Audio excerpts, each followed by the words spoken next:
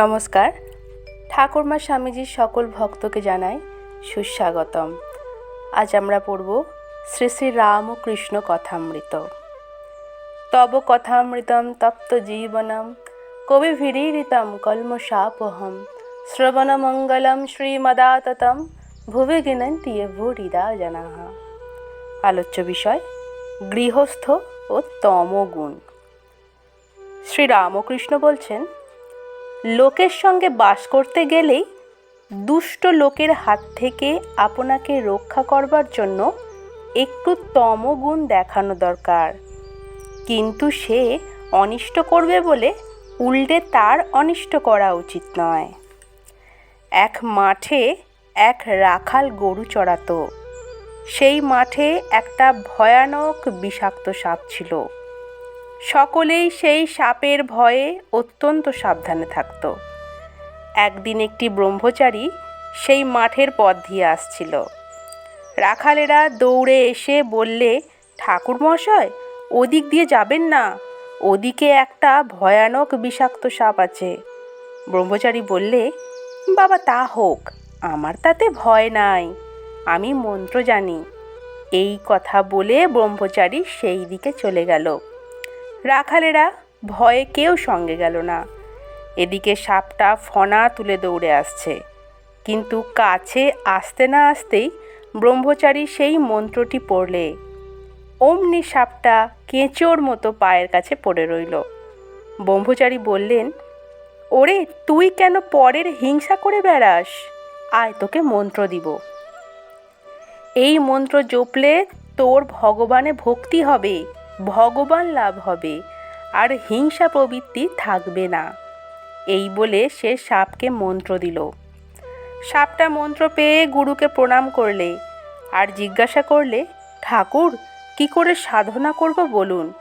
গুরু বললেন, এই মন্ত্র জপ কর, আর কারও হিংসা করো না। ব্রহ্মচারী যাবার সময় বললে, আমি আবার আসব। এই রকমে কিছুদিন যায়। রাখালেরা দেখে যে সাপটা আর কামড়াতে আসে না, ঢেলা মারে, তবুও রাগ হয় না, যেন কেঁচোর মতন হয়ে গেছে। একদিন একজন রাখাল কাছে গিয়ে ল্যাজ ধরে খুব ঘুরপাক দিয়ে তাকে আছড়ে আছড়ে ফেলে দিলে। সাপটার মুখ দিয়ে রক্ত উঠতে লাগলো আর সে অচেতন হয়ে পড়ে গেল।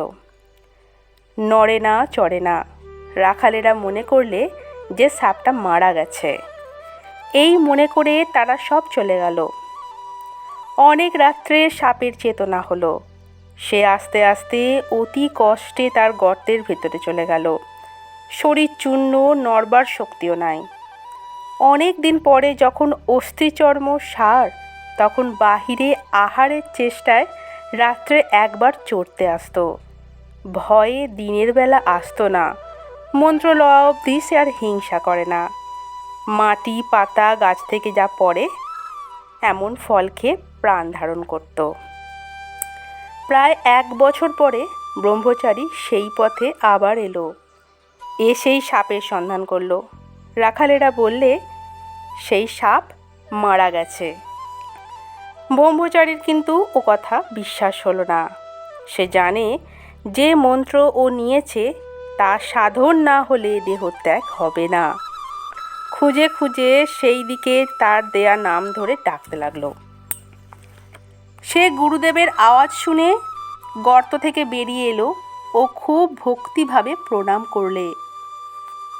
ব্রহ্মচারী জিজ্ঞাসা করলে, তুই কেমন আছিস? সে বললে, আগে ভালো আছি। ব্রহ্মচারী বললে, তবে তুই এত রোগা হয়ে গেছিস কেন? সাপ বললে, ঠাকুর, আপনি আদেশ করেছেন কারো হিংসা করো না, তাই পাতাটা ফলটা খাই বলে বোধহয় রোগা হয়ে গেছি। ঠাকুর বলছেন আবার, ওর সত্ত্বগুণ হয়েছে কি না, তাই কারোর ওপর ক্রোধ নাই। সে ভুলেই গেছিল যে রাখালেরা মেরে ফেলবার জোগাড় করেছিল। ব্রহ্মচারী বললে, শুধু না খাওয়ার দরুন এইরূপ অবস্থা হয় না, অবশ্য আরও কারণ আছে, ভেবে দেখ। সাপটার মনে পড়ল যে রাখালেরা তাকে আছাড় মেরেছিল। তখন সে বললে, ঠাকুর, মনে পড়েছে বটে, রাখালেরা একদিন আছাড় মেরেছিল। তারা অজ্ঞান, জানে না যে আমার মনের কি অবস্থা। আমি যে কাহাকেও কামড়াবো না, কোনোরূপ অনিষ্ট করব না, তারা কেমন করে জানবে?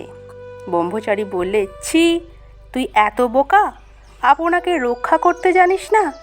আমি কামড়াতেই বারণ করেছি, ফোঁস করতে নয়। ফোঁস করে তাদের ভয় দেখাস নাই কেন? দুষ্ট লোকের কাছে ফোঁস করে তাদের ভয় দেখাতে হয়, পাছে অনিষ্ট করে। তাদের গায়ে বিষ ঢালতে নেই, অনিষ্ট করতে নেই। নমস্কার। জয় রাম ও কৃষ্ণ।